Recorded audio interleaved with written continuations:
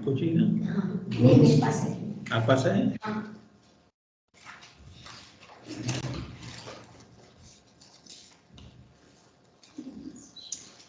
Page 29 पे है ना?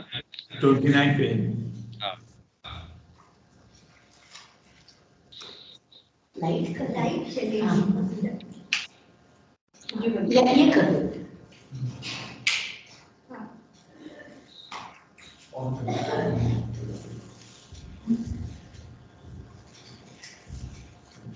ये जो हमने पिछली बार पढ़ा था उसका एक्सप्लेनेशन चल रहा है। ये जो पिछली बार हमने पढ़ा था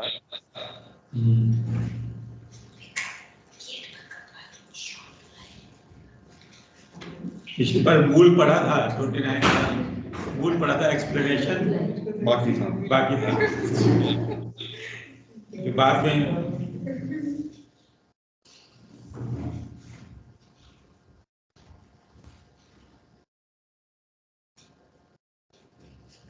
हम लोग 28 के पैराग्राफ से शुरू करें, लास्ट पैराग्राफ से, तो बैकग्राउंड मिल जाएगा, इससे तो एक्सप्लेनेशन ज्यादा अच्छे से समझ में आएगी। हाँ, ठीक है। मेरा एको आ रहा है, इसमें रिपीट होके आ रहा है।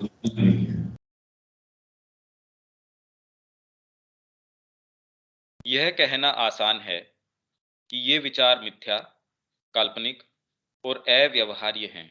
कौन से विचार? ये भी जो ये पैराग्राफ शुरू हो रहा है 27 पे, कि भारतीय संस्कृति का प्रधान सारभूत मनोभाव असाधारण रूप से उच्च, महत्वाकांक्षी और उदात्त था। वस्तुतः ऐसा जो मानव आत्मा के लिए उच्चतम कल्पनीय हो।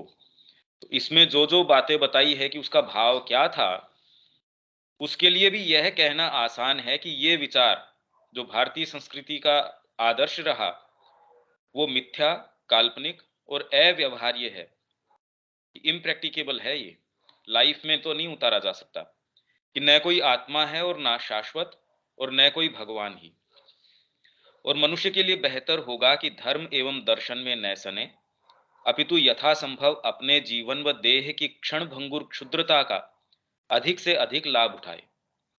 यह एक ऐसा निषेध है जो प्राणिक एवं भौतिक मन के लिए बिल्कुल स्वाभाविक ही है, परंतु यह इस पूर्व धारणा पर आधारित है कि मनुष्य केवल वही बन सकता है जो वह अभी है, और उसके अंदर ऐसा कुछ भी महत्तर नहीं है जिसे विकसित करना उसका कर्तव्य हो। इस प्रकार के निषेध का कोई स्थायी महत्व नहीं होता। एक महान संस्कृति का संपूर्ण लक्ष्य होता है मानव को ऐसे कुछ तक उठा ले जाना जो वह आरंभ में नहीं हो, उसे ज्ञान तक ले जाना, यद्यपि वह अथाह अज्ञान से प्रारंभ करता है। उसे उसकी विवेक बुद्धि के द्वारा जीना सिखाना, यद्यपि वास्तव में वह अभी कहीं अधिक अपने अविवेक के द्वारा जीता है। शुभ एवं एकता के विधान के द्वारा जीना सिखाना, भले ही वह उस अभी अशुभ और विषमता से भरा है। सौंदर्य एवं सामंजस्य के विधान द्वारा जीना सिखाना, यद्यपि उसका वास्तविक जीवन भद्देपन और कलहरत बर्बरता की घिनौनी अस्त व्यस्तता ही है। आत्मा के किसी उच्च विधान के द्वारा जीना सिखाना, जो कि भारतीय संस्कृति करती है, यद्यपि वर्तमान में वह अहंकारी, जड़, अनाध्यात्मिक, अपनी भौतिक सत्ता की आवश्यकताओं और कामनाओं द्वारा ग्रसित ही है। यदि किसी सभ्यता का इनमें से कोई भी लक्ष्य न हो, तो कदाचित ही यह कहा जा सकता है कि उसकी कोई संस्कृति है, और उसे किसी भी अर्थ में महान और श्रेष्ठ संस्कृति तो निश्चित तौर पर नहीं कहा जा सकता। तो ये एक तरीके से परिभाषा मिल गई कि संस्कृति क्या है और वो करती क्या है। अगर हमसे ये पूछा जाए कि वास्तव में किसी को हम अगर संस्कृति कहें तो मानक क्या है उसके, किन दायरों के अंदर, किस परिभाषा के अंदर हम उसको ले सकते हैं, तो ये हमको एक कि संस्कृति का क्या कार्य है और इसमें विशेष भारतीय संस्कृति की क्या विशेषता है इसमें, वो आ गया इसमें। परंतु इनमें से अंतिम लक्ष्य कौन सा? आत्मा के किसी उच्च विधान के द्वारा जीना सिखाना। जैसा कि प्राचीन भारत ने इसकी अवधारणा की थी, सभी लक्ष्यों में से उच्च है क्योंकि यह अन्य सभी को समाहित करता है और उन्हें अतिक्रम कर जाता है। मतलब और दूसरे जो लक्ष्य हैं उनको समाहित करता है। ये हम बार बार पढ़ के भी आए हैं और आगे भी ये आता रहेगा कि एस्थेटिक्स है तो आध्यात्मिक जीवन में जाने का मतलब ये नहीं कि आपके एस्थेटिक्स कम हो जाएंगे, आपके एथिक्स कम हो जाएंगे, परिवार के अंदर आपका दायित्व आप सही निर्वाह नहीं करेंगे। जो भी ये सारी धारणाएं हैं वो तो ये फुलफिल करती ही है भारतीय संस्कृति, पर उनको अतिक्रम कर जाती है समाहित करते हुए, उन सबको समाहित करती है और अतिक्रम कर जाती है। भाई माँ के पास हम जाएंगे तो जो एथिक्स है, एस्थेटिक्स है, वो तो रहेंगे, इनफैक्ट डिवाइन बन जाएंगे वो सारी की सारी चीजें और उससे परे चली जाएंगी। यह प्रयत्न किया जाना जाति के जीवन को उदात्त बनाना है। इसमें असफल होना भी इस बात से कहीं अधिक श्रेष्ठ है कि यह प्रयास कभी किया ही न जाए। इसमें यहां तक कि आंशिक सफलता भी प्राप्त करना मानव की भावी संभावनाओं में महत योगदान है। कि ये कह देना कि आपने ऐसा लक्ष्य रख दिया जो प्रैक्टिकेबल नहीं है, तो ये तो कम से कम जो अगत मार्ग हैं, आज तक मार्ग जो खुले ही नहीं है, उनको खोलने का आप विज्ञान में भी देखिए। अगर हम उसकी असफलताओं को देखें, एक एक आविष्कार, छोटे से छोटा आविष्कार भी कितनी असफलताओं के ढेर के ऊपर बैठा है, तब जाके कोई सफलता आपको प्राप्त होती है किसी चीज में, और वो भी हो तो हो, नहीं हो तो नहीं हो। पर जो ये हमारा प्रयास रहा भौतिक विज्ञान में भी, उसने जीवन को कितनी प्रचुरता से भर दिया, कितने साधन संसाधन से भर दिया। वैसे ही अगर ये प्रयास भी न किया जाए आत्मा के जीवन की ओर, तो फिर तो संस्कृति का या किसी भी चीज का अर्थ क्या हुआ? कोई भी अर्थ नहीं है फिर तो। ये अब इसके ऊपर कमेंट्री है, ये तो हमने इसको एलेबोरेट किया ही था पिछली बार। पश्चिम और भारत में प्रधान भेद यह है कि पश्चिम का जीवन बहिर्मुखी है और भारत का अंतर्मुखी। ये मेन डिफरेंस है कि आपका मूल सेंटर पॉइंट कहाँ है, कहाँ से आप चीजों को देखते हो। वो ही साधन संसाधन माँ काम में ले रही थी, कैसे उन्होंने सारी चीज को ट्रांसम्यूट कर दिया।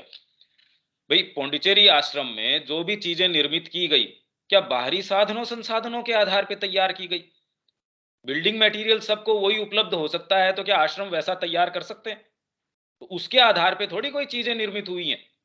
जो मनुष्य वहां गए थे वो भी लगभग उसी प्रकृति के बने हुए थे, सारे वो के वो, फिर भी एक डिवाइन क्रिएशन कैसे हो गया? तो ये एक समझने की बात है कि प्रधान भेद, मूल हमारा केंद्र कहाँ है, सारी धुरी किसके ऊपर निर्धारित है, उसके ऊपर सारे जीवन का अंतर आ जाएगा। हमारे खुद के जीवन में हम देख सकते हैं, जो थोड़ा बहुत अंतर हमारे जीवन में आता है, और हम खुद के जीवन को देख सकते हैं कि पहले में अब में अंतर है। किस चीज से आता है? जितनी ही हमारी दृष्टि बहिर्मुखी है तब हम देख सकते हैं क्या होता है, और अंतर्मुखी होती है तब क्या होता है वो भी हम देख सकते हैं। मनोभाव का यही मूल भेद जीवन के प्रति दृष्टिकोण भेद का और उससे उत्पन्न होने वाले सभी रूपों में भेद का कारण है। देखिए, अगर ये हम नहीं समझते तो भारतीय संस्कृति या कोई भी अच्छी चीज हमारे समझ में नहीं आ सकती कि वास्तव में सारा प्रयास यहां क्या था। अब इस भेद को आप प्रैक्टिकल में डाल के देखिए कि अगर शिक्षा में इसको डालेंगे कि आपका अंतर्मुखी दृष्टिकोण है, शिक्षा उसी के आधार पे ऑर्गेनाइज करेंगे तो कैसी होगी, शासन तंत्र उसी के आधार पे ऑर्गेनाइज करेंगे तो कैसा होगा। आपका सारा का सारा तंत्र है, चिकित्सा है, वो इसी आधार पे करेंगे। आप शरीर को शरीर मानेंगे या फिर आत्मा को केंद्र मान के शरीर को उसकी अभिव्यक्ति मानेंगे, तो चिकित्सा क्या वही रह पाएगी? या उसको आप कैसे ठीक करेंगे, क्या वही तरीके रह पाएंगे? इसीलिए भाई मां श्री अरविंद के सामने वो कह रहे हैं कि कोई रोग का काम ही नहीं था, आया श्री अरविंद की कृपा से ऐसे ऐसे ऐसे रोग हैं दुस्साध्य, तुरंत ठीक हो गए। कृष्ण प्रेम के स्वयं के उदाहरण में हम देखते हैं, उनके पांव में कोई कीड़ा काट गया और गैंग्रीन हो गया। खुद वहां आश्रम के अंदर और डॉक्टर थे जो साधक थे यशोदा माँ के पास, उन्हीं के पास, वो उनका लंबे समय तक इलाज करते रहे तो भी पांव ठीक नहीं हुआ। ये स्थिति आ गई कि पांव कटने तक की स्थिति आ गई। तो यशोदा माँ उनको गोपाल बोलती थी कि गोपाल तेरे को विश्वास है तो मैं तेरे को एक चीज कहूंगा। हाँ माँ बोलिए, आप जो कहेंगे वो करेंगे। तो उन्होंने कहा ये सब बंद कर दे, चरणामृत ले लिया कर सुबह सुबह, बस। अब बताओ, पांव कटने की हालत है, आप योगी कृष्ण में प्रेम में पढ़ के देख सकते हैं। उन्होंने कहा ठीक है, इसमें करने में कहां दिक्कत है। जो स्थिति की पूरे इन्फेक्शन फैल गया इतना कि पांव कटने की अब बस अब अंतिम स्थिति में हो कि अब तो पांव काटना पड़ेगा, उन्होंने चरणामृत लेना शुरू किया और कुछ समय में ठीक हो गए। अब क्या ये सामान्य पद्धति बनाई जा सकती है हॉस्पिटल्स के अंदर कह के कि चरणामृत शुरू कर दो कल से? तो ये समझने की बात है कि कैसे सारी प्रकृति, आप जिसको भौतिक भी बोलते हैं, कैसे रेस्पॉन्ड करती है आपके डीपर फेथ, या जैसे ही डीपर मैकेनिज्म लागू हो जाता है कैसे काम करती है। इसीलिए शिक्षा पद्धति में आज प्रयास क्या हो रहा है कि वैसा ही सेटअप बनाओ, वैसा ही गुरुकुल बनाओ, वैसी ही सारी चीजें करो। क्या आवाज ठीक नहीं आ रही? हाँ ठीक है भैया, ठीक है, इसको इस पैराग्राफ से शुरू से पढ़ देता हूं मैं। पश्चिम और भारत में प्रधान भेद यह है कि पश्चिम का जीवन बहिर्मुखी है और भारत का अंतर्मुखी। मनोभाव का यही मूल भेद जीवन के प्रति दृष्टिकोण भेद का और उससे उत्पन्न होने वाले सभी रूपों में भेद का कारण है। जहां भारतीय प्रवृत्ति सदा ही पहले वस्तुओं के पीछे के कारण को, उनके गहन सत्य को जानने और उसी के प्रकाश में बाहरी रूपों और उनके बीच के परस्पर तालमेल को देखने की रही है, वहीं पाश्चात्य प्रवृत्ति किसी भी गहरे बोध के अभाव में मानव सत्ता को उसकी अधिक स्थूलतर अभिव्यक्ति से ही मापती है और इंद्रिय बोधगम्य जीवन को ही सर्वस्व समझती है। कि सामने वाले व्यक्ति को या किसी भी चीज को आप अधिक स्थूलतर, मैं शरीर से आपको आंकने लगूं, आपकी भौतिक जो अभिव्यक्ति है उसी से आपकी थाह पाने लगूं, तो ये तो कोई सच्चा आकलन हो ही नहीं सकता। फिर तो कहें ये क्या व्यक्ति है भी। अब स्टीफन हॉकिंग को आप देखने लगो, बेचारा चल फिर नहीं सकता, चेयर के ऊपर बैठा, और फिर भी कह रहे हैं ये तो सबसे ज्यादा जो साइंस के अंदर इसने काम किया है। तो बाहरी अभिव्यक्ति से अगर हम देख लें और उसी को मान लें कि ये ही एकमात्र, उससे आकलन करें, ये अभिव्यक्ति भी कैसे? इसलिए उसका सारा प्रयास एकमात्र अपनी इसी भौतिक और प्राणिक सत्ता की तुष्टि पर ही रहा है।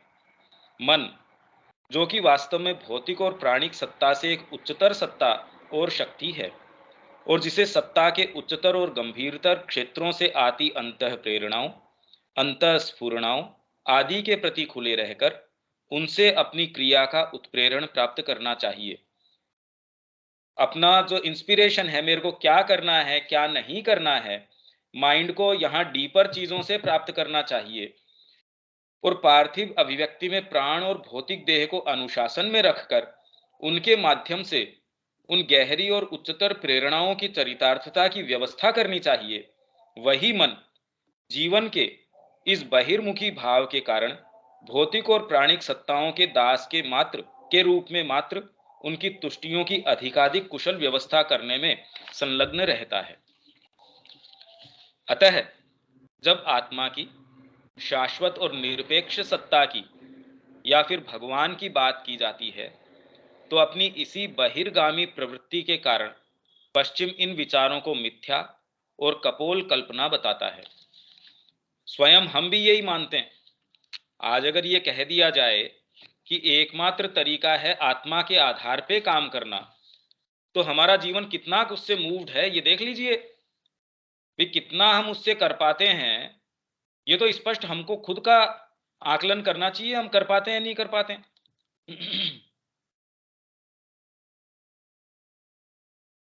उसके अनुसार हमें जो मन प्राण शरीर की वर्तमान संरचना प्राप्त हुई है वही हमारा सब कुछ है, और उसी का हमें इस प्रकार अधिकाधिक कुशल उपयोग करना चाहिए कि इस क्षणभंगुर जीवन से अधिकाधिक सुख भोग और तुष्टियां प्राप्त कर सकें। सारा प्रयास इसके ऊपर है कि हमको जो कुछ भी मिला है हम ज्यादा से ज्यादा उसका लाभ कैसे उठा सकें, ज्यादा से ज्यादा फायदा कैसे उठा लें हम उसका।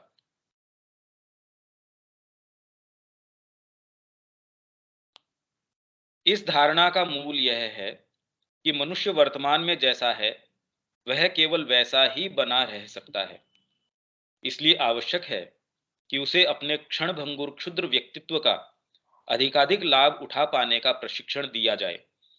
आपको सारा जो शिक्षा का ढांचा है वो ऐसे दिया जाए कि आप वास्तव में क्या हैं ये बात तो कौन कौन करता है, पर आप ज्यादा से ज्यादा अपनी एग्जिस्टेंस का लाभ कैसे उठा सकते हैं।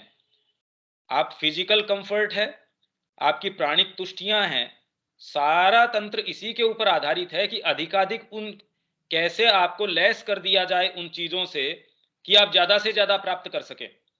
आपको डिग्री दे दी जाए, अपने आप में ज्ञान से उसका कोई अर्थ नहीं है, वो डिग्री आपके लिए क्या अटेन कर सकती है वो आप देख लीजिए।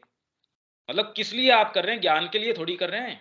कौन स्कूल कह रही है जी हम ज्ञान के लिए ये कर रहे हैं, ऐसा तो आजकल कह ही नहीं रहे। अपने आदर्श समय में भी जब ज्ञान के लिए ज्ञान की बात होती थी तब भी वास्तव में वो हो भी नहीं सकता अपने आप में। आज तो ये कोई वहम भी नहीं है कि ऐसा हो रहा है। सारी शिक्षा किस लिए देख लो, चिकित्सा किस लिए देख लो, सारे के अंदर से जो भी सेवा का आपका सेक्टर है उसमें सेवा कहां रही। एक सेक्टर तो बताओ जिसके अंदर सेवा शब्द काम में आता हो। इसीलिए अपना जो आर्थिक विकास का सच है उसमें ये बात हुई कि वो कह रहे हैं हम डेवलपमेंट करेंगे। डेवलपमेंट मापते हैं आप इससे कि गुड्स और जो सर्विसेज सर्विसेज है वो खाली चेतना के आधार पे हो सकती है। सर्विसेज जितनी भी हैं भैया पैदा थोड़ी कर रहे हो। एक पुलिस वाला है पैदा क्या कर रहा है, वो कोई फिजिकल चीज थोड़ी प्रोड्यूस कर रहा है, सेवा है। अब कोई नर्स है उसको 4 गुना पैसा देने से क्या 4 गुना सेवा कर देगी आपकी, जीडीपी बढ़ गई। और तो जीडीपी तो एक सही मापक हो नहीं सकता। टीचर है आपको मन से नहीं पढ़ा रहा, आप उसका 20 गुना तनख्वाह भी कर दोगे तो क्या फर्क पड़ जाएगा उससे। तो एक्चुअल उससे विकास देश का कैसे मापा जा सकता है। तो जो विकासशील देश है किससे मापते हैं कि सेवाएं कितनी ज्यादा हैं इसमें, इसमें सर्विसेज का आंकड़ा है वो कितना ज्यादा है, और सर्विसेज है वो एकमात्र चेतना पे आधारित है। हम आश्रम में आके अगर वैतनिक तरीके से काम करते हैं तो बताइए क्या इसके अंदर चेतना तो रही कहां। तो वैसे ही किसी राष्ट्र के अंदर अगर हम इसकी बात न करें कि सर्विसेज सेक्टर है उसमें चेतना को हटा दिया जाए तो बताइए बचेगा क्या, और उसको हम विकास का मापक मान लें तो क्या ये सही दिशा के अंदर हो सकता है। कभी भी आपके शिक्षा में हो ही नहीं सकता। शिक्षा में आप प्रोड्यूस थोड़ी कर रहे हो कोई चीज, वो तो सेवा है प्योरली। चिकित्सा के अंदर प्रोड्यूस थोड़ी कर रहे हो कोई चीज। तो ये सारे सेक्टर्स जितने भी हैं, तो इसलिए इस धारणा का मूल यह है कि मनुष्य वर्तमान में जैसा है वह केवल वैसा ही बना रह सकता है। इसलिए आवश्यक है कि उसे अपने क्षणभंगुर क्षुद्र व्यक्तित्व का अधिक से अधिक लाभ उठा पाने का प्रशिक्षण दे दिया जाए। ऐसे मैं आपको तैयार कर दूं कि आप अपने एग्जिस्टेंस का ज्यादा से ज्यादा लाभ ले सकें। और उसके लिए आपको किस चीज की जरूरत है, उसमें पैसा सहायता करता है। और पैसे की उपयोगिता क्या है, कल से अगर ये कह दिया जाए कि ये नोट आपके काम का नहीं है, रातों रात आप फेंक देंगे उस नोट को, जो कि हुआ है।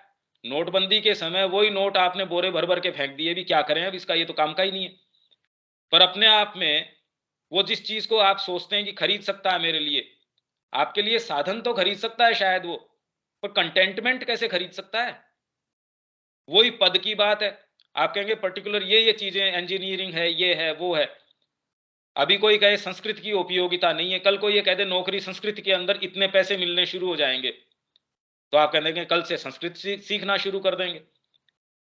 तो अभी नीतियां भी इसी तरीके से बन रही है। लोग क्या प्रयास करते हैं कि हर चीज को, ऑर्गेनिक चीज है उसको भी आप इसको जोड़ दो पैसे से, गो सेवा है उसको भी पैसे से जोड़ दो, ये सेवा है उसको पैसे से जोड़ दो, तो क्या है, सुचारू चलनी शुरू हो जाएगी। हम लोग भी ऐसा ही सोचते हैं। शिक्षा को इस तरीके से कर दो, आधुनिकीकरण, इसमें से पैसा आने लगे, अरे तो फिर बाद में चेतना कहां रही? हम तो उसी चीज को नए पैकेट में कर रहे हैं, पुरानी चीज को। यह समझने की आवश्यकता है। तो प्रशिक्षण आज किस चीज का दिया जा रहा है ये तो स्पष्ट है, पर हमको एक इसका विकल्प खड़ा करना चाहिए। देखिए, हमको दोनों बातें इसमें समझनी चाहिए इस ग्रुप को, कि अभी तुरंत में स्थिति क्या है, हमारे ग्रुप को इसमें क्या करना चाहिए, कि इसका एक विकल्प हमको निश्चित रूप से समाज के सामने देना चाहिए। और इस उद्देश्य के लिए भौतिक विज्ञान की शक्तियों को प्रयोग में लिया जाए, इसके लिए विज्ञान काम में आ रहा है। और यह सब ही उसकी दृष्टि में विकास है। ये विकास का तो मैंने बता ही दिया कि विकास का मतलब क्या है वास्तव में। अगर आप आकलन करेंगे तो जिसको ये विकास कहते हैं वो विध्वंस के एक्सपेंस के ऊपर है। कहीं ना कहीं आप विध्वंस कर रहे हैं तब विकास को आप कर पा रहे हैं, जिसको हम विकास कहते हैं। सामंजस्य में रहेंगे तो विकास, आज की परिभाषा में विकास हो ही नहीं सकता। एक परिवार के अंदर 5 जने आराम से रह रहे हैं तो जीडीपी नीचे आ गई। अब उसके अंदर दोनों जने कमाने के लग गए, जीडीपी डबल हो गई। 2 जने कमा रहे हैं तो बच्चे के लिए तीसरा आपको बेबी सीटर चाहिए, तो जीडीपी आपकी फिर बढ़ गई। क्योंकि आप इस तरीके के सिस्टम में हैं तो आपको अलग अलग व्यवस्थाएं करनी पड़ेंगी। जितनी डिस्टेंसेस बढ़ गई, खर्चे बढ़ गए। इसके अंदर आपके फिर बाद में वकील है, वो आ जाएगा। पूरा लॉ एनफोर्समेंट है, वो सारा इसके अंदर शामिल हो जाएगा। क्योंकि आपस के अंदर अगर आप अहम के ऊपर रहें तो हस्बैंड की वाइफ से नहीं पड़ती, वाइफ की बच्चों से नहीं पड़ती। तो इस सारे सिस्टम में जीडीपी बढ़ती जा रही है। इस पूरे सिस्टम में जीडीपी में बढ़ोतरी हो रही है और विकास बढ़ता जा रहा है। और पर वास्तव में आपके जीवन में कितना विकास है वो सोच के देख लीजिए। मैं 4 घंटे ट्रेन में बैठ के जा रहा हूं, ट्रेन बहुत तेजी से है, हमने बुलेट ट्रेन कर दी, पर लाभ किसको हुआ उसका ये बताइए। आपके जीवन के 2 घंटे सुबह, 2 घंटे शाम को अगर ट्रेवलिंग में जा रहे हैं, हमने कहा हमने बहुत विकास कर दिया। किसका विकास कर दिया? समय के एक्सपेंस पे। तो ये प्रश्न हम नहीं कर रहे, चेतना के एक्सपेंस के ऊपर। बच्चे के अंदर छोटे समय से हमने जो जो चीजें डाल दी उसको पता ही नहीं। तभी मां कह रही है कि सामंजस्य क्या होता है, अच्छे सपने क्या होते हैं, बच्चे को पता ही नहीं है। शुरू से उसके अंदर कूट कूट के ऐसी ऐसी महत्वाकांक्षाएं भर दी जाती हैं जो माँ बाप खुद नहीं कर सकते, या जो उनकी खुद की अभिप्साएं हैं वो उसके अंदर ऐसी डाल देते हैं महत्वाकांक्षाएं कि मेरा बच्चा जरूर करेगा। ऐसा सोच के वो बच्चे की संभावनाएं भी खुद खत्म कर देते हैं। सारा प्रशिक्षण, शिक्षण इसी चीज के ऊपर है। और इसका केंद्र क्या है? हमारी दृष्टि जो बहिर्मुखी है। और इस उद्देश्य के लिए भौतिक विज्ञान की शक्तियों को प्रयोग में लिया जाए। और यह सब ही उसकी दृष्टि में विकास है। जबकि वास्तव में किसी भी महान संस्कृति का एकमात्र लक्ष्य होना चाहिए मनुष्य के समक्ष उत्तरोत्तर आरोही क्रम से नित्य नूतन आयामों को खोलते जाना। अगर हमारे सामने मां श्री अरविंद नया आयाम न खोलें, जितने कोई भी लोग आते हैं अग्रणी, वो नए मार्ग न खोलें, उसी धुन में हम घूमते रहें, तो ये प्रगति नहीं हो सकती। ये तो लीनियर हुई। मेरे को असेंड करना हो, वो क्रमिक विकास कैसे सिद्ध हो सकता है? वो तो कभी नहीं हो सकता।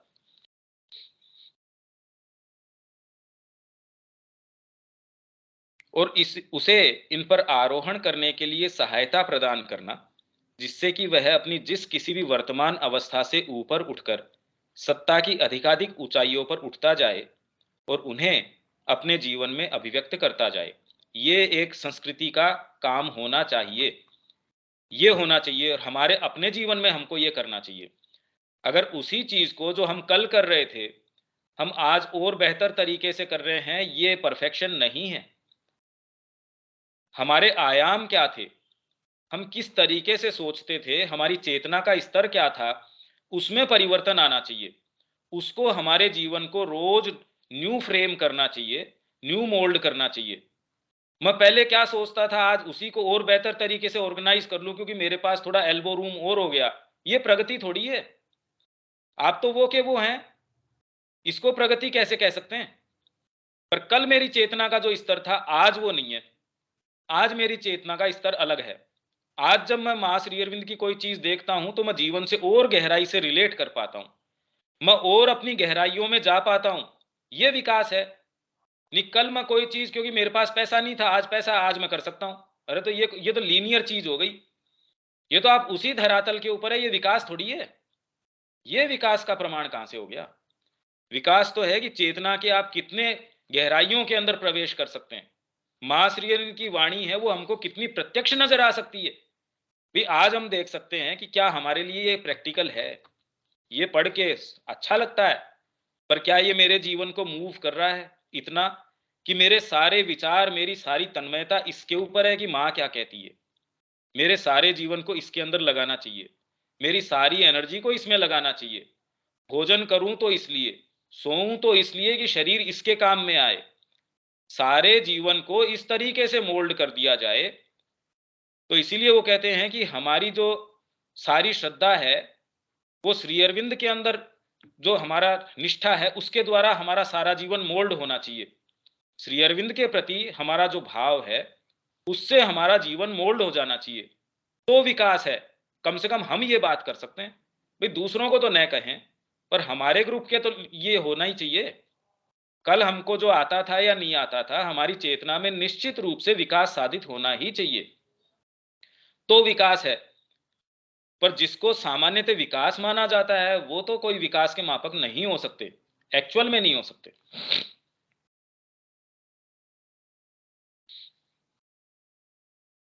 आरंभ में प्राकृत मानव अशिष्टता, अविवेक, असौंदर्य, कलह, भौतिक सत्ता की कामनाओं और आवश्यकताओं से ग्रसित होता है।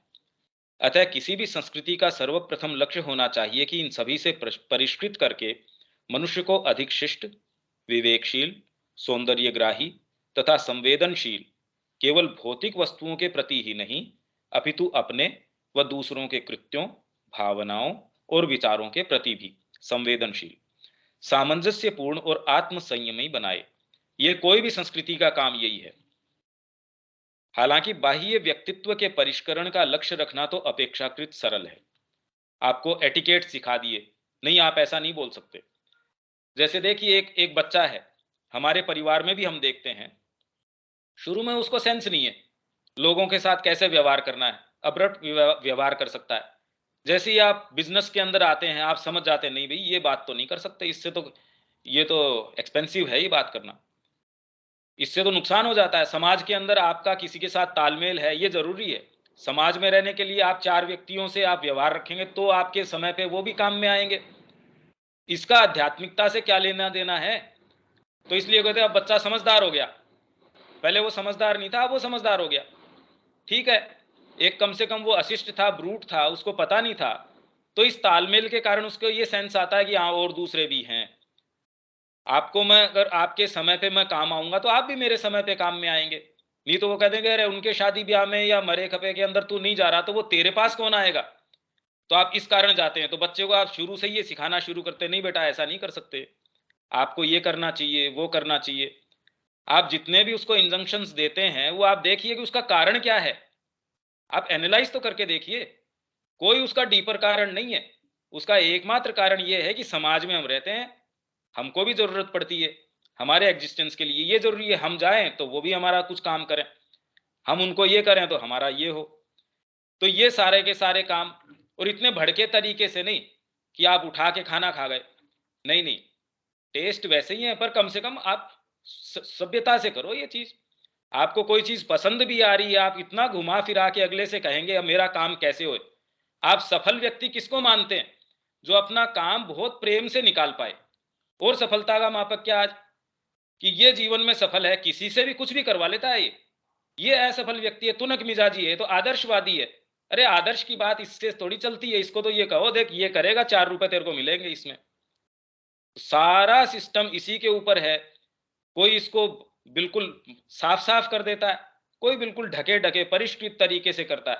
आप देख लीजिए, हम सामने वाले व्यक्ति को देखते हैं कौन क्या है और उस तरीके से व्यवहार करते हैं उससे। ये व्यक्ति है, ये हम ये सर्टेन इस चीज से मान जाएगा, ऐसे कर लेते हैं। इससे मेरा कभी काम नहीं पड़ने वाला, इसको मैं कोई भी जवाब दे सकता हूं या ऐसे कह सकता हूं। नहीं भाई, ये तो प्रभावशाली व्यक्ति है। और प्रभावशाली मतलब हम किसको प्रभावशाली या सामान्यतः समाज में किसको प्रभावशाली मानते हैं, तो इससे अपने को थोड़ा सा बचा के ही चलना चाहिए। उसने 4 बात कह भी दी, भाई चुपचाप आ जाओ सुन लो, नहीं नहीं इसको वापस जवाब नहीं देना चाहिए। तो ये सारी चीजें तो हम देख ही रहे हैं, इसमें कोई आध्यात्मिकता या कोई कोई कोई ऐसी चीज है ही नहीं। हाँ, समझदारी एक प्रैक्टिकलिटी है, भाई ये ऐसा कर लो। तो इसलिए बाह्य व्यक्तित्व के परिष्करण, मन प्राण और शरीर के द्वारा क्या क्या क्रियाएं करते हैं, उस व्यक्तित्व के परिष्करण का लक्ष्य रखना तो अपेक्षाकृत सरल है। और लगभग सभी संस्कृतियां इस बात को समझती हैं और इसका प्रयास भी करती हैं। परंतु भारतीय संस्कृति ने मात्र इस बाह्य परिष्करण को ही लक्ष्य नहीं रखा, अपितु इससे भी आगे मनुष्य को उसकी क्षण भंगुरता से उठाकर उसके लिए सच्चे आंतरिक स्वरूप के साक्षात्कार का, उसकी आत्मा की निधियों की प्राप्ति का लक्ष्य रखा। सारे और जितने भी सिस्टम हैं वो आपको ये मानते हैं भी आप मनुष्य हो, ज्यादा से ज्यादा परिष्कृत आपको कैसे कर दे, संगीत सिखा देंगे, कला सिखा देंगे, आपको ये चीजें सिखा देंगे, वो सारी चीजें आपको सिखा देंगे जो आपको एक ब्रूट से एक शिष्ट व्यक्ति बना देगी, एक सभ्य व्यक्ति, बड़ा कल्चर्ड व्यक्ति है, एक्चुअल में कल्चर्ड व्यक्ति है, पर वो है तो मनुष्य ही। भारतीय संस्कृति जो है उसको कहती है अरे ये व्यक्तित्व जो है आत्मा है। अब ये तो फर्क पड़ गया इस बात का। आप इसको गहराई से मंथन करके देखिए, जैसे ही आप ये कहते हैं कि ये बाहरी व्यक्तित्व नहीं है, ये व्यक्तित्व तो एक्सप्रेशन है उसकी आत्मा का, तो ये तो सारा ही अंतर आ जाएगा, आपके खुद के क्रियाकलाप में सारा अंतर आ जाएगा इस बात का। यह एक ऐसा लक्ष्य है जो अन्य सभी लक्ष्यों से कहीं अधिक उत्कृष्ट है तथा अन्य सभी को अपने अंदर समाविष्ट करते हुए उनका अतिक्रम कर जाता है, क्योंकि यह मनुष्य के लिए एक ऐसा अप्रत्याशित आयाम खोल देता है जिसमें कि मानव जीवन केवल बाह्य व्यक्तित्व की क्षमताओं की अभिव्यक्ति का ही नहीं, अपितु सत्ता के आंतरिक और उच्चतर स्तरों की दिव्य अभिव्यक्ति का भी क्षेत्र बन जाता है। आज अगर ये आयाम मां श्री अरविंद न खोलते और वही आध्यात्मिकता जो कितनी भी महान और विशाल रही हो, वही बात अगर करते, तो बताओ नई पृथ्वी को नई चीज क्या मिलती। अगर मां श्री अरविंद आके एक नया आयाम की चेतना का ऐसा स्तर है जो पृथ्वी पे आ सकता है, इसी ने तो एक होप दी है आज, इसी ने तो एक मनुष्य जाति को आशा बंधाई है कि एक नई चीज आ सकती है। नहीं तो वही आध्यात्मिकता वही रट, फिर श्री अरविंद और मां की विशेषता ही क्या थी, एक नवीनता ही क्या थी इसमें। और इस दिव्य अभिव्यक्ति का क्षेत्र बनने में ही जीवन को अपना सच्चा औचित्य प्राप्त होता है और अपनी सच्ची परिपूर्णता प्राप्त होती है। पर ये अगर हमने पढ़ भी लिया तो क्या हम कर सकते हैं? फिर ये बात उसी से लागू होती है कि जब तक हमारे टेस्ट चेंज नहीं होते, हमको परिपूर्णता महसूस ही नहीं होती ना। अगर ये परिपूर्णता महसूस हो जाती तो कोई भी बहिर्गामी दृष्टिकोण रखता ही कैसे।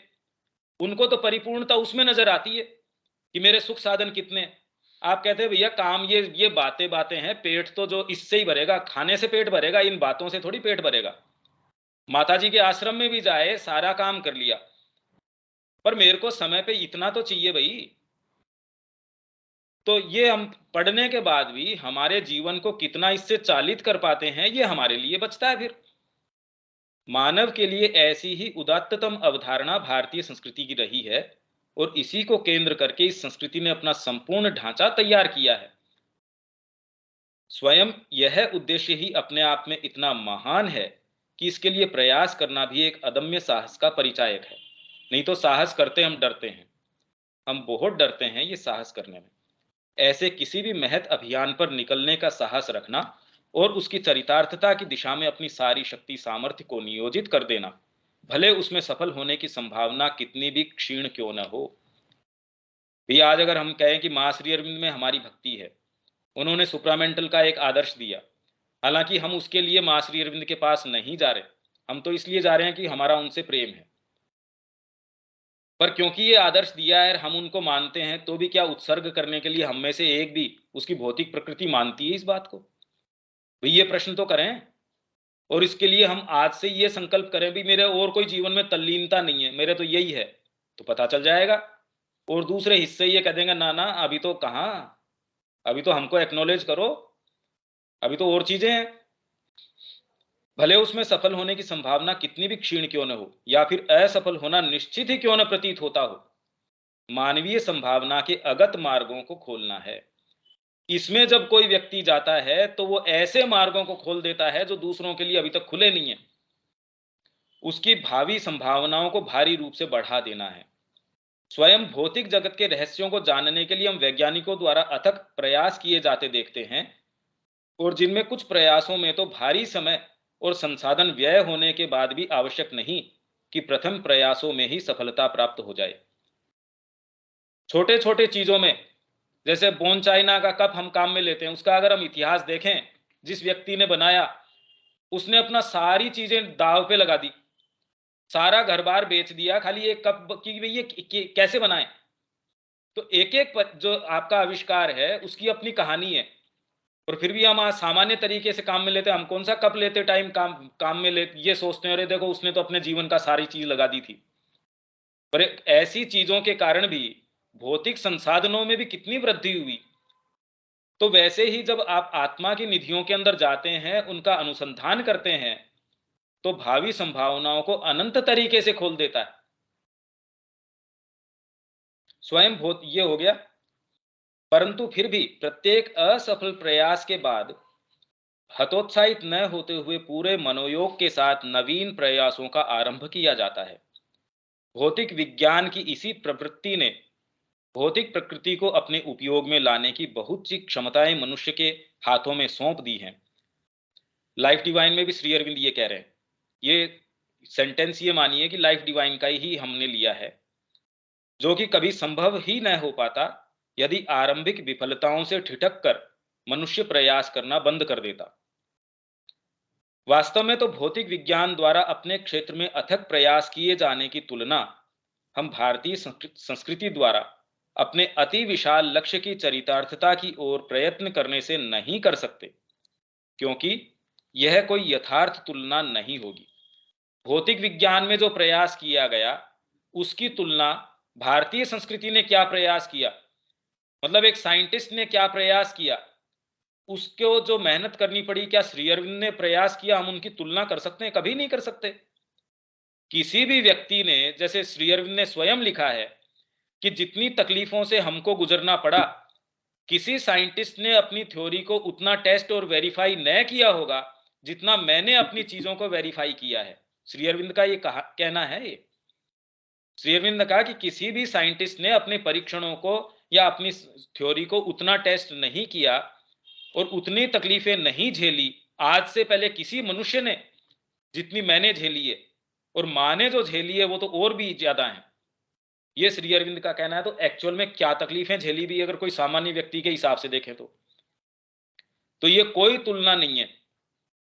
ये कोई भी तुलना नहीं है कि सामान्य जो विज्ञान में कितना कितना रात दिन परीक्षण करते हैं, एक आपका एंटीडोट कोरोना की बनाने के लिए कितना उन्होंने गंभीर प्रयास किया होगा, रात दिन लगे रहे होंगे, सभी मेहनत करते हैं, पर उसकी तुलना ये जो प्रयास रहा भारतीय संस्कृति का, उससे दूर दूर तक ये तुलना की ही नहीं जा सकती।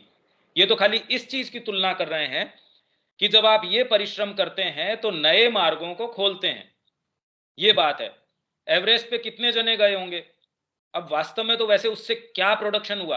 अगर आज भी 50 जने भी चढ़ जाएंगे तो उससे लाभ किसको होने वाला है? आप चले गए एवरेस्ट पे चढ़ गए, तो इसके क्या, किसके कोई क्या डेवलपमेंट हो गया इससे? वास्तव में तो, और चांद पे कोई चला गया, उससे किसी के, जैसे आज का प्रेग्मेटिक सेंस है, रोटी कपड़ा और मकान, किसी को रोटी ज्यादा मिल गई क्या उससे? ये व्यक्ति चांद पे चला गया, मतलब क्या फर्क पड़ गया उससे? तो स्थूल व्यक्ति तो यही सोचता है, रात दिन सैटेलाइट भेज रहे हैं, इससे किसको कपड़े मिल गए, इससे किसको क्या हो गया? क्योंकि हमारी जो दृष्टि है वो एकदम साध नाक की सीध में देखती है कि मेरे जो छोटे छोटे दायरे हैं उनको पूरा कर दो, वही तो ठीक है। पर फिर भी इन सारी चीजों ने आपके जीवन को जैसा आज बनाया है, एक लाइफ को सिक्योर बनाया है, वैसा बनाया है। तो हम सोचते हैं कि इससे क्या, अरे भाई इससे क्या, मतलब आप देख सकते हो इससे क्या। यह तो केवल इस बिंदु को स्पष्ट करने का प्रयास है जो लक्ष्य की विशालता की चरितार्थता के लिए अपेक्षित शक्ति, ऊर्जा और संसाधनों के व्यय को अनुचित नहीं ठहराता। नहीं तो आश्रम में इतना पैसा लगा रहे हैं, आश्रम में व्यक्तियों को रख रहे हैं, इसका मतलब क्या आउटपुट पांडिचेरी आश्रम का वास्तव में क्या आउटपुट है? यही तो दिलीप कुमार रॉय ने कहा कि बंगाल के अंदर मेरे को गुरुदेव बुला रहे हैं, नरसंहार चल रहा है, मैं जाके वास्तव में बंगाल की स्थितियों को चेंज कर सकता हूं। और एक्चुअल में ऐसी बात थी। दिलीप कुमार रॉय फॉरमोस्ट लोगों के अंदर से थे और कितने लोग उनको बुला रहे थे कि रे बंगाल के अंदर ऐसी चीजें हो रही है, आपको तो पता होगा इतिहास। तो उन्होंने श्री अरविंद को चिट्ठी लिखी, पर श्री अरविंद ने कहा ना, तेरे को बंगाल से ज्यादा प्रेम है या मैं ज्यादा बंगाली हूं, ये बता पहले तो। अगर बंगाल की बात करें, तेरे को बंगाल से ज्यादा प्रेम है या मेरे को बंगाल से ज्यादा प्रेम है? तो श्री अरविंद की जो स्पष्ट दृष्टि थी, कितना स्पष्ट वो देख पाई कि नो, स्टे पुट, यहां बैठे रहो। तो वैसे क्या आउटपुट था दिलीप कुमार रॉय का वहां आश्रम में? क्या प्रोड्यूस कर रहे थे? कोई फैक्ट्री चला रहे थे? तो क्या कर रहे थे वो? तो इसीलिए इसमें अपेक्षित जो ऊर्जा है, इतनी शक्ति लगा रहे हो, आउटपुट क्या? समाज को क्या दे रहे हो आप? इसमें इतनी ऊर्जा लगा रहे हो, संसाधन लगा रहे हो। इनफैक्ट माता जी को तो कुछ लोग ऐसे थे, कोई साउथ से पंडित जी जाते थे, माता जी को ये कहते थे, माता जी ये क्या खोल रखा आपने? और सारे लोग यहाँ प्रेम ऐसे आनंद से रह रहे हैं, इतना वेस्टेज हो रहा है, साधना तो एक नहीं कर रहा है यहाँ। यहाँ तो कोई साधना के लिए है ही नहीं, काम क्या चल रहा है यहाँ? तो ऐसे व्यक्ति, उनका नाम तो क्या दें, वो तो आप खुद पढ़िए इनके लिटरेचर के अंदर। जब हम वास्तव में इस तरीके से इनके पत्रों को, इन सारी चीजों को, तो एक पिक्चर अलग उठ के आती है, हम चीजों की गहराइयों को समझते हैं। वास्तव में हमको लगता है हम जीवन जी रहे हैं, पर एक्चुअल में तब समझ में आता है कि हमारे जीवन की और शक्तियां हैं, वो उठती नहीं, आपके सामने तो आती नहीं वो समस्याएं। इसके विपरीत लक्ष्य जितना ही अधिक उदात्त होगा, उतनी ही महत संभावनाएं उसकी चरितार्थता के क्रम में मनुष्य जाति के समक्ष खुलेंगी। परंतु जिस प्रकार किसी घोर उपयोगितावादी व्यक्ति को किसी भी प्रकार यह नहीं समझाया जा सकता कि साहित्य, कला और संगीत के बिना मनुष्य पशुवत ही होता है। हमारे परिवार में भी था, हमने पहले कहा कि भी हमको संगीत सीखना है, तो घर वालों ने कहा अच्छी चीज है, पर संगीत एक प्रोफेशन के रूप में अपनाना हमारे परिवार में भी हम देख सकते हैं। हमको इनसिक्योर लगता है, अरे बच्चा म्यूजिक सीख रहा है, आगे पेट कैसे भरेगा? म्यूजिक से कोई पेट थोड़ी भरता है। ये कला कर रहा है, कला से थोड़ी कोई पेट भरता है। वो ये कहता है मेरे को तो फोटोग्राफर बनना है, या कोई भी उसकी अगर हो, और वो ऐसी चीज में रुचि लेता हो जो सामान्य प्रचलन की नहीं हो, तो तुरंत हम अलार्म्ड हो जाते हैं हमारे खुद के बच्चे के लिए। दूसरा करे क्या दिक्कत है, पर हमारा खुद का बच्चा ये कहे मैं तो भागवत के अंदर जाना चाहता हूं, उसमें जो चीज है वो इसको मैं सीरियसली परस्यू करना चाहता हूं, तो हम खुद ही ये कह देंगे। हमारे परिवार का बच्चा ये कहे कि हम आश्रम स्कूल में पढ़ना चाहते हैं, बड़ी मुश्किल हो जाएगी भाई, ये देख लीजिए। तो कहना एक चीज है, कसौटी के ऊपर उतार के देख लीजिए कि हमने जीवन को किस पे आधारित कर रखा है, और ये ही चीजें उसके सच्चे मनुष्यत्व का निर्माण करती हैं। अगर ये बात किसी यूटिलिटेरियन व्यक्ति को ये कहा जाए, संगीत, साहित्य, कि मैं साहित्य में जाना चाहता हूं, तो अच्छी बात है, पर पेट किससे भरोगे? साहित्य भी कर लेना, पर इतना काम तो करो कि पेट भरे। ये उपयोगितावाद है। तो उस समय मां ने ये कहा था शिक्षा के अंदर कि एक रोग मनुष्य जाति को अधिकाधिक घेरे हुए, और इससे बच्चे भी अछूते नहीं है। अगर आपने शिक्षा में पढ़ा हो तो मां का ये है, और उस रोग को मां ने नाम दिया यूटिलिटेरियनिज्म, उपयोगितावाद। ये शिक्षा में बहुत स्पष्ट तरीके से। उसी प्रकार एक जड़ भौतिकवादी मानसिकता को यह नहीं समझाया जा सकता कि जीवन को उसका सच्चा अर्थ ही तब प्राप्त होता है जब वह अपनी चेतना के अधिकाधिक उच्चतर स्तरों पर आरोहण करता है, अपना आत्म उत्थान करता है, और अपने आप को आत्मा की अभिव्यक्ति का माध्यम बना देता है। हम गहरे से गहरा अध्ययन करेंगे, मां श्री अरविंद का नाम लेंगे, पर व्याख्यान के अंदर आपने कितने लोगों का व्याख्यान देखा होगा, वास्तव में वो अपनी बात, अपना तुष्टिकरण, वो खुद उसमें तुष्टि ले रहे हैं, उसका वास्तव में महाश्री अरविंद के कार्य से दूर दूर तक कोई लेना देना नहीं है। ये एक फंडामेंटल प्रॉब्लम है। ये शिफ्ट जब तक नहीं होता, तब तक हम भारतीय संस्कृति की बातें कर सकते हैं, हमको ये भ्रम हो सकता है कि हम समझ गए। जब तक साधना का दृष्टिकोण नहीं हो, जब तक ये तल्लीनता नहीं हो कि मेरा सर्वस्व माँ का है, तब तक ये भारतीय संस्कृति क्या कर रही थी वो भाव हमको कभी भी समझ में नहीं आ सकता। पर ये बातें इस भारतीय संस्कृति में जो आ रही है, हमको कम से come out of the box सोचने के लिए प्रेरित कर रही हैं। हमको कुछ ये दे रही है कि हाँ, ऐसे इस तरीके से देखना चाहिए। हमारे अपने इस ग्रुप के लिए ये होना चाहिए कि हमारा चेतना में आरोहण हो रहा है या नहीं हो रहा है, जीवन का केंद्र शिफ्ट हो रहा है या नहीं हो रहा है, ये हर जने को देखने की आवश्यकता है। कल मेरे टेस्ट ऐसे थे, मेरा आधार ये था, क्या आज चेंज हुआ या उन्हीं को मैं और बेटर तरीके से कर पा रहा हूं? कितने जनों को मैंने ये सुना है, 15 साल पहले सुना, आज भी वही उदाहरण दे रहे हैं, अरे भैया तू आगे चला ही नहीं क्या, तू आगे गया ही नहीं, वही उदाहरण फिर से पेश कर रहा है, वही बात है, वही चीज। आपका जीवन अभी तक परिवर्तित ही नहीं हुआ क्या? हाँ, तालमेल आप सीख जाते हैं, जैसे बच्चे को पता नहीं होता, जैसे जैसे आप समझदार होते जाते हैं वैसे वैसे भी आपको जगत में ऐसे करना चाहिए। नहीं, आपको गुस्सा भी आ रहा है तो आप थोड़ा कंट्रोल कीजिए, ऐसे नहीं बोल सकते आप प्रेम से बोलिए। ये चेतना में आरोहण नहीं है, ये तो आप थोड़ा ये सीख गए कि अपना एल्बो रूम कैसे करना है जिससे कि आपकी एग्जिस्टेंस इतनी बुरी न हो या कुछ ठीक हो कि आप सबसे संघर्ष में न रहें, आप जो चाहें उस समय आपको मिल जाए। इस अधिकारी के पास जाएं तो ये चीज उसके पास ले जाएं तो आपका वो यस कर दे, आपका जो भी काम है वो कर दे। ये चेतना में आरोहण थोड़ी है। अगर ये ट्रिक्स हम सीख गए तो इसको कोई आरोहण थोड़ी कहते हैं। ये हमको स्वयं मंथन करने की आवश्यकता है और ये शिफ्ट हम कैसे करें इसको हमको प्रैक्टिकली करने की आवश्यकता है। वही चीजें जी हमने उस समय ऐसा हुआ था वही आज भी कैरी कर रहे हैं। अरे भैया, आप क्या 50 साल पहले ही अटके हुए हो? आप कितने कितने साल पीछे बैठे हुए हो? नहीं तो ये होना चाहिए कि 6 महीने बाद में आप खुद को पहचान नहीं सको, अच्छा मैं ऐसे सोचता था। भैया, आप कोई पहाड़ी पे चढ़े, आपने आरोहण किया, कैसे पता चले? इससे पता चले कि आप जहां थे, आज आप जहां हो, जब पीछे मुड़ के देखो, अच्छा मैं वहां था, ओहो ये इतना दूर नजर आ रहा है, तब आप समझ सकते हैं कि मैंने आरोहण किया, तभी तो पता करेंगे। तो आज जीवन में आप कहां हैं, पीछे मुड़ के देखिए। अगर ये तालमेल ही सीखे हैं, इसको आरोहण नहीं कहते। इससे ऐसे बात करनी चाहिए, नहीं तो ये नाराज हो जाएंगे। इनको ऐसे, भाई ये इस व्यक्ति को आमंत्रित कर देना चाहिए, आए चाहे नहीं आए, पर अपने तो भेजो भाई, नहीं नाराज हो जाएगा। ये चेतना में आरोहण नहीं है।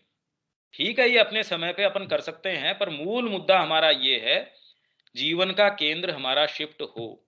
नहीं तो भाई कोई मतलब नहीं है इन सब बातों का। इसी से हम इसको यहां विराम दे सकते हैं। तो तभी हमको भारतीय संस्कृति एक्चुअल में समझ में कुछ हमारा प्रवेश संभव होगा। जब तक हम साधना नहीं करते, हम भारतीय संस्कृति नहीं समझ सकते, क्योंकि संस्कृति का आधार ही यही है। नहीं तो वर्ण व्यवस्था का मतलब ही क्या है? वर्ण कर ही क्या रहे थे? स्टेजेस क्यों बनाई? अर्थ धर्म काम मोक्ष स्टेजेस क्यों है भाई? सीढ़ियां आपके लिए इसलिए है कि आरोहण करो या फिर उससे कुछ काम करो। नहीं, सीढ़ी क्यों? खड़े हो आप अपनी जगह के ऊपर, इसलिए सीढ़ी है कि आप आरोहण कर सकते हो। और जहां भी हो, आप बच्चे हो, वयस्क हो, बूढ़े हो, क्या हो, आपका पुरुषार्थ क्या है, आपका वर्ण क्या है, फिर आपके अंदर तामसिकता है, राजसिकता है, सात्विकता है, कौन सा है, ये गुरु आपको बता देता है और अपने तरीके से लेके चलता है वो आपको पकड़ के। ये हमको करना चाहिए, कम से कम हमारे ग्रुप को करना चाहिए। इसमें कोई बात नहीं तो इसको यहां विराम देते हैं।